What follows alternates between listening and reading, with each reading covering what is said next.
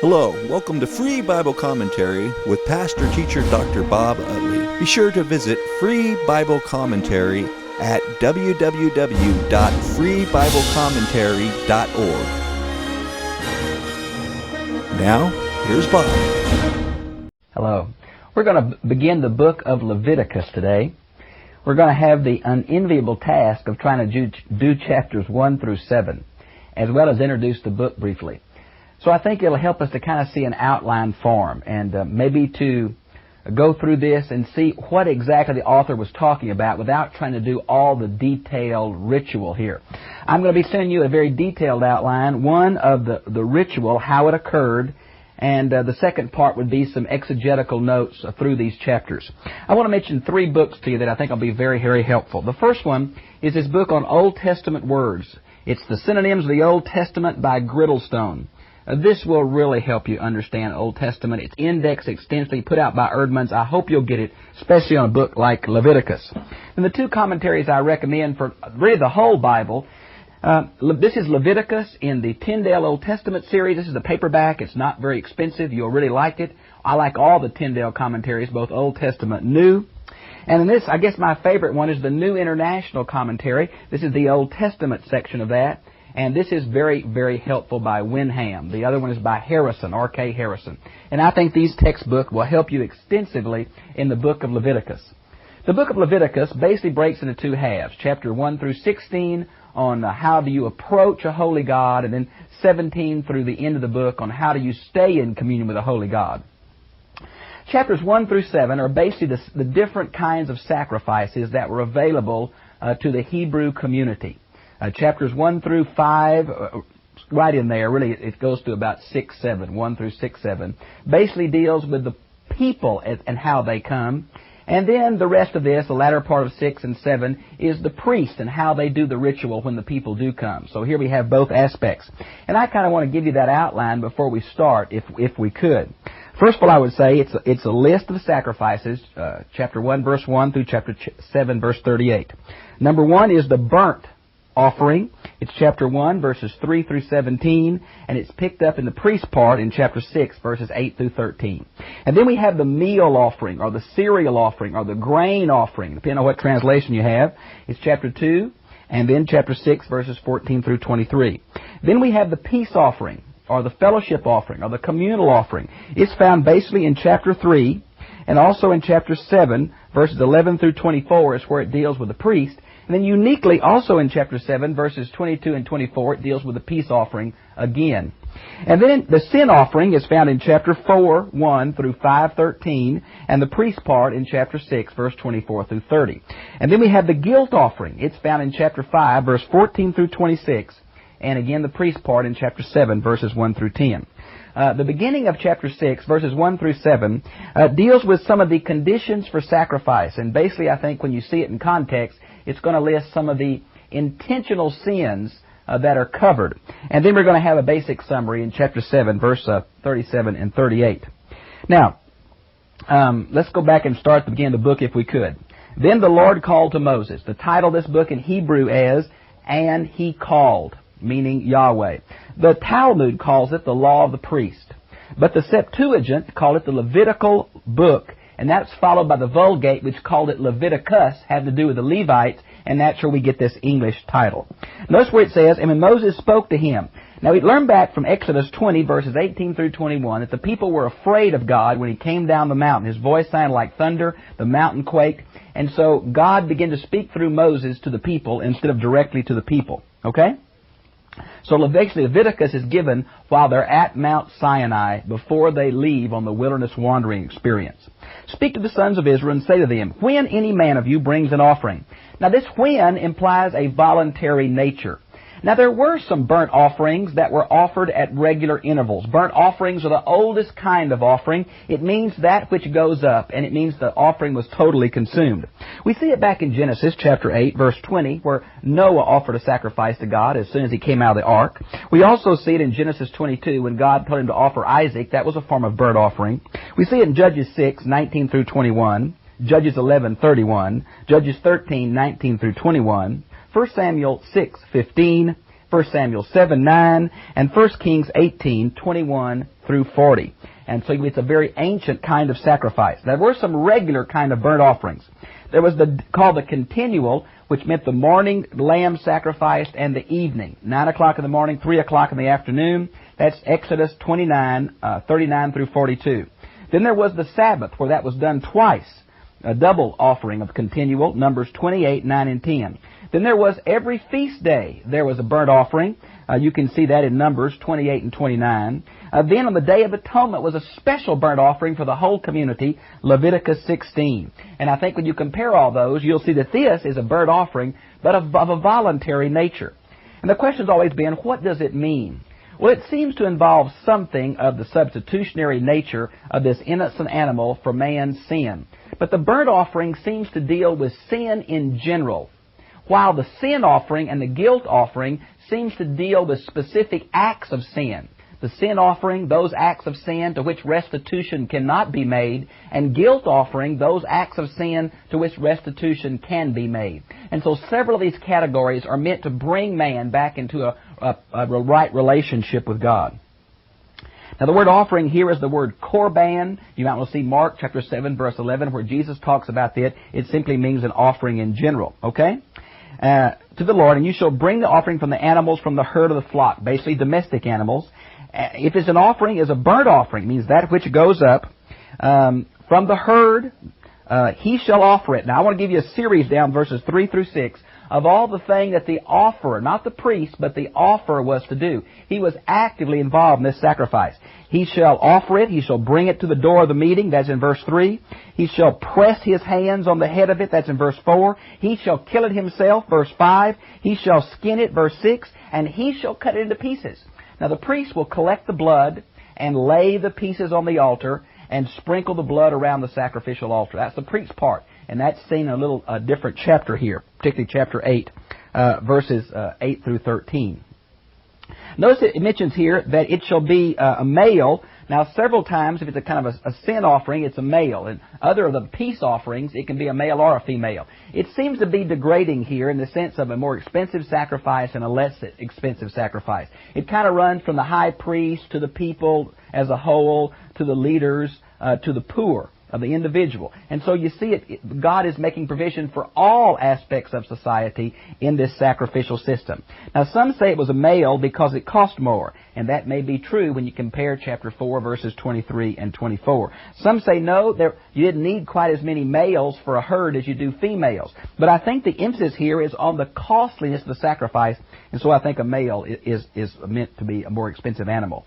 Without defect. Now what does that mean? Well, you might want to see chapter 22 verses 18 through 25, where the defects are spelled out. No mottled color, no blindness, no lameness, no disease, because you're giving your best to God. Now notice that he shall come to the tent of meeting, that's the tabernacle. The priest will meet him there. He shall lay his hands. That's kind of a weak translation. The Hebrew here means to press or to lean on. It's a way of kind of identifying the offer with the animal. This press is used quite often, and you can see it in the notes how many times it's used. That it may be accepted for him.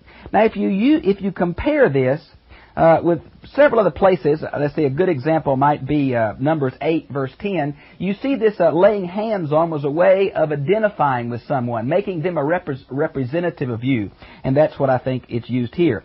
Made him acceptable for atonement on his behalf. Now the word atonement, we used to say it meant covering. It's the word Kippur in Hebrew, Yom Kippur, the Day of Atonement.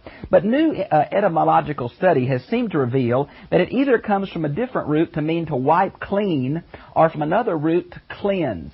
And that's probably a better etymology there. Let's see. Notice that the priest shall offer up the blood and sprinkle the blood around the altar at the doorway of the tent of meeting. Now, some of these sacrifices the blood's going to be put on the altar. The more serious sacrifices, like for the priest that sins, or the whole people that sins, the blood will be taken into the holy place and sprinkled before the veil. Only the Day of Atonement, Leviticus 16, is the blood taken behind the veil and put on the mercy seat where God symbolically dwells. Now, notice it says that he's going to skin the animal. We learned from chapter 7, verse 8, the skin belongs to the priest. He shall cut it in pieces, and the priest's going to lay it in an order on the sacrificial altar. That's that big bronze altar right when you come into the door of the tent of meeting. If you look at verse 7, it mentions the altar there. That's described in detail in Exodus 27, 1 through 8, and you might want to see that. He arranged the pieces we see there in verse 8, kind of like the animal was in real life, okay? Let's see. He had to the offerer had to wash its legs. That's another thing the offerer had to do. And that was to kind of get, we think, the excrement off, make it clean, so there wouldn't be any refuge on it. Now, let's see. The word suet here in my New American in verse 8 means fatty portions. Let's see. It was to offer it by fire. Now, this idea by fire means like it's a food being offered, or it's the idea of a gift of expiation or propitiation, or some say a rich gift. This is a very rare Hebrew word, offered by fire. We're not sure what it means. This soothing aroma to the Lord, you might want to see back in Genesis chapter 6, verse 5, where it's first used. It does not mean that God smells this and then comes and eats the sacrifice. That's the Mesopotamian culture. That's not Israel's worship. But somehow it was soothing because man was right with God again. This word is used over and over, and it's even used in the New Testament twice, the allusion to this, in Ephesians 5:2 and Philippians 4:18.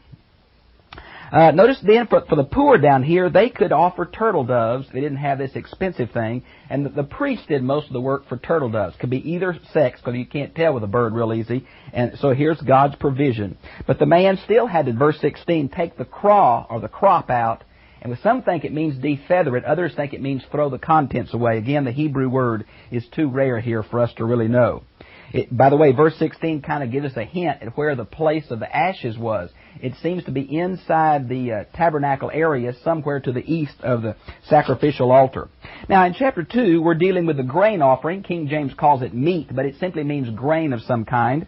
Basically, the Hebrew word here means gift, the idea of a gift. It should be flour. It should have oil on it and put frankincense on it. Now, this is kind of a way of symbolizing the common, everyday things that the Israelis would have for food. It was like a thing out of the kitchen, if you please, out of the normal life. Now, we learn from several other passages like Exodus 39:40, Numbers 15:5 and 10, and Leviticus 23:13 that this was usually offered with wine. Matter of fact, we learn from most other passages that this was very seldom offered by itself. It was usually offered with the burnt offering, or it was offered with the peace offering, and other kinds of offering included this, because this is going to be food for the priest, and they needed more than just meat. Of course, the rabbis say that if a very, very poor person, they could offer a grain sacrifice instead of a blood sacrifice, but we're not really sure of that. In your notes, I'll give you all the places where this type of grain accompanies other sacrifices, okay? Notice where it says a handful of fine flour. Notice the rabbi said 3 fingers is all that was given on the altar, a handful like that. The rest the priest got to eat. It was kind of the priest's way of tithing of what they got for their own food. Notice frankincense. Now, frankincense is kind of the excretion from certain plants. We know it was used in part of the incense, one of the 4 parts of the incense back in Exodus chapter 30, verse 34. It came to symbolize some significance, but I want to say to you right here, be very careful of reading all this symbolism from the New Testament back in this Old Testament sacrifices, because the truth is we can't prove it from the text. And commentators have many different opinions on this, so we can't be dogmatic at all about that. Notice it becomes one of the most holy things in verse 3, meaning only the priest could eat it. Now it mentions unleavened cakes here. Now, of course, leavened cakes are going to be offered later on with the first fruits, Leviticus 23. They're even going to be included in part of the priest's, part of the sacrifice that is not burned up on the altar in chapter 7. I believe it's verse 8. But you will see that it's not a symbol of sin always. Notice it mentions down here at verse 9, its memorial portion. That's that handful of flour that the priest offers on the altar of sacrifice, and the rest he got to use for himself. Now notice in verse 11 and 12, it mentions that we can't mix leaven or honey. Now why is that? Well, we really don't know, because honey is mentioned in an offering during Hezekiah's time, 2 Chronicles 31:5. Leaven is included in several offerings. I just mentioned that to you. Chapter 7, verse 13 is also in Exodus 23, verses 16 and 17, Exodus 34, 22 and 23, Leviticus 23, 17 and 18. It's included as a sacrifice, so it cannot be a word for sin. Well, what does it mean? Well, some say because it has the fermentation qualities, and that kind of both honey and leaven. I don't think that's it. Some say it's because leaven is still alive. We just don't know what it is. We just don't know. I really think it was probably involved in Canaanite ritual in some way, and that's why it was excluded. Notice in verse 13, we mentioned this covenant of salt.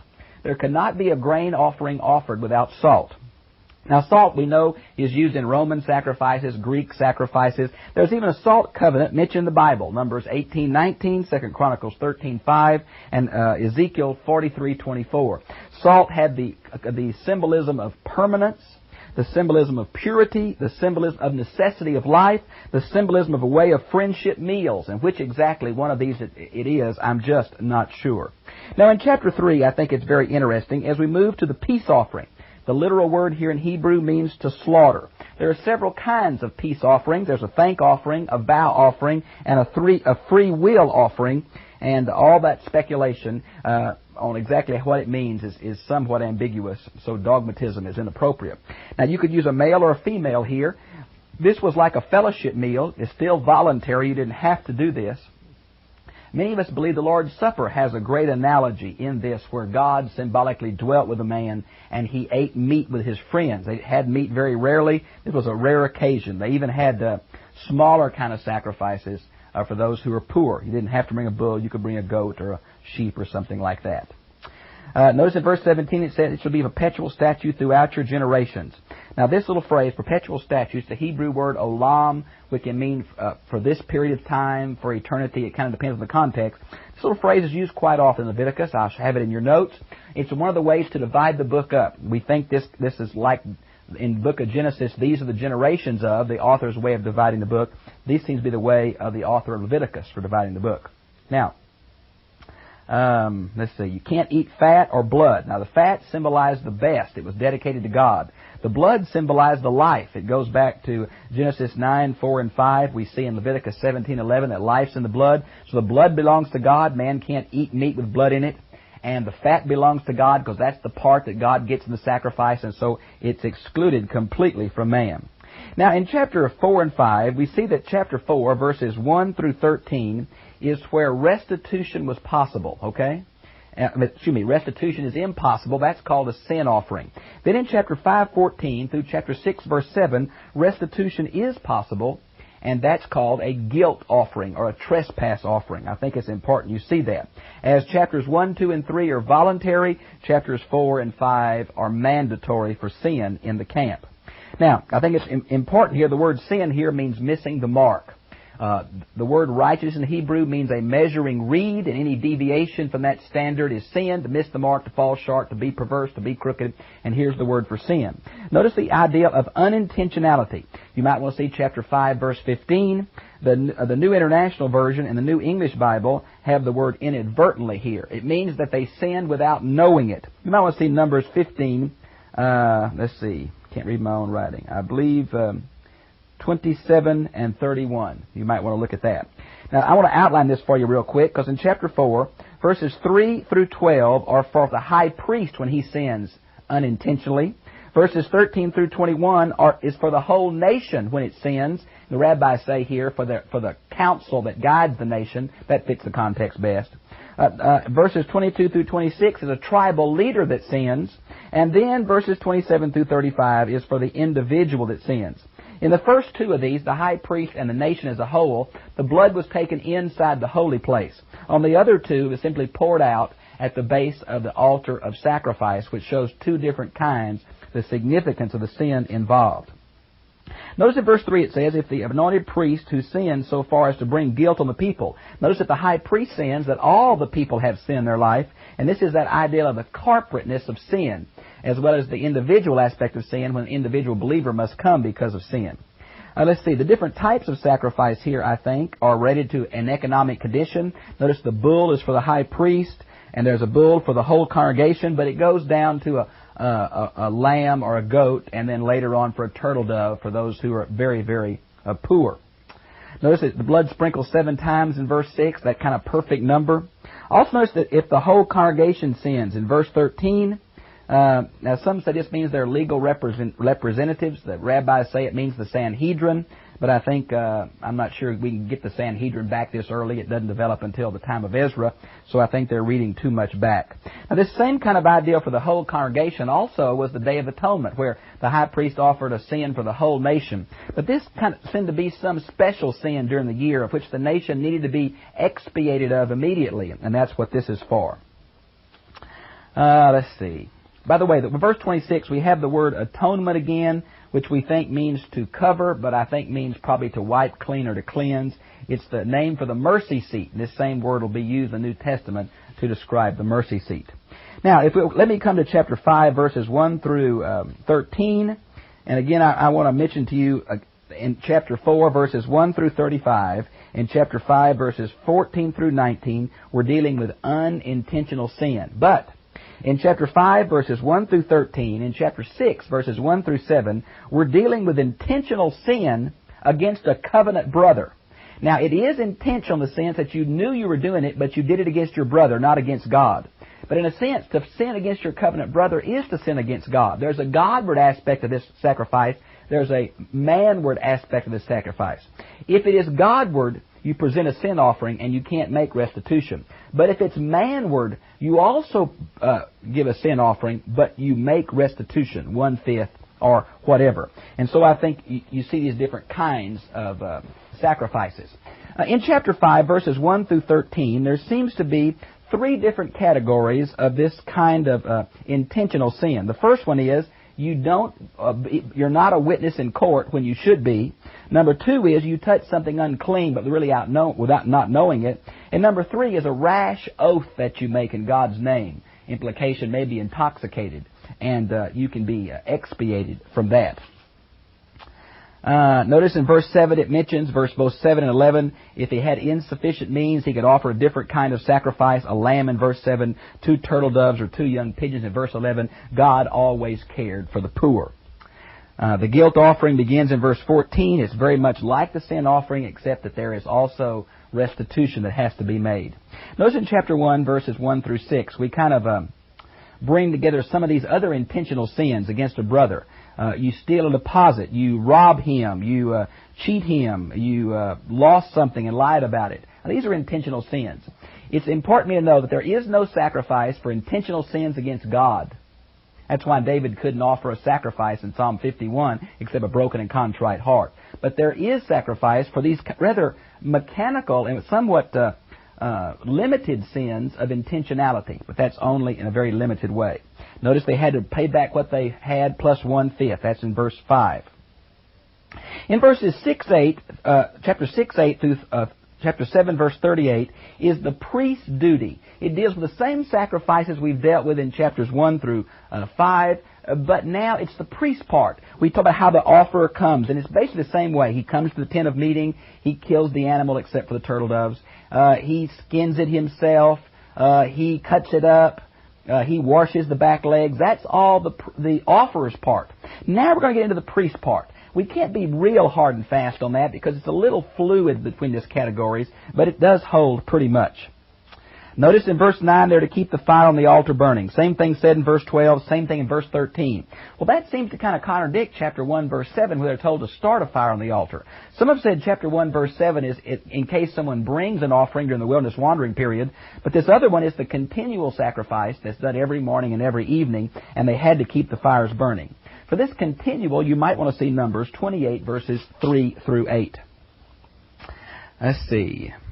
The priest grain offering is mentioned in verses 19 through 23, and this is something the priest brought for God. Some say they brought it every day. Others say no, they only brought it once when they were anointed. And it seems to me they brought it every day, and that's another reason why the fire was continued. It's kind of the priest's continual tithe and continual offering to God. Notice in verse 23, it shall not be eaten because it's a special kind of sacrifice.